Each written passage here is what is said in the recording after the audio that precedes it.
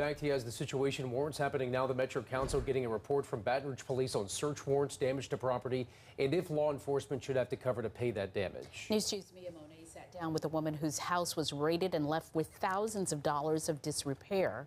She is joining us live from the newsroom. Erica Rayford and her husband were out of town on December 30th, but in the middle of her trip, she looked at her phone and saw a sight like never before.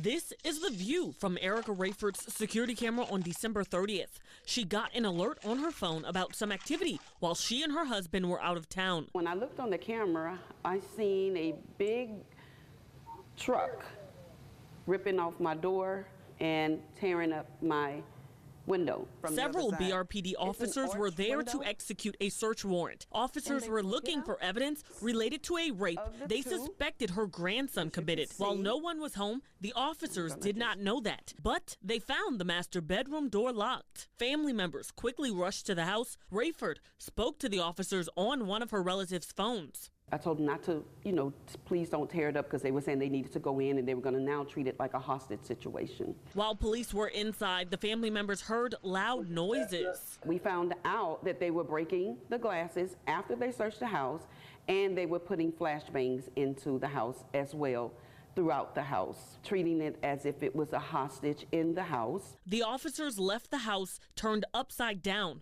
Rooms were left a mess. Doors had huge holes in them. Plus, 3 different TVs were broken and no longer usable. The front of the whole house, no windows, they were all broken into. From the flashbangs that they shot in, the rooms were ransacked, mattresses burned, the curtains are even burned. This incident led Metro Councilman Cleve Dunn to ask BRPD and the Sheriff's Office to give the council information on how many times similar incidences have happened and what, if anything, it costs taxpayers. He says he wants to hear from law enforcement since he questions if this sort of action is necessary. For her part, Rayford says she can't afford to repair the damage. I definitely don't want anybody else to have to go through that. If you do your job, we understand, but you don't have to be excessive.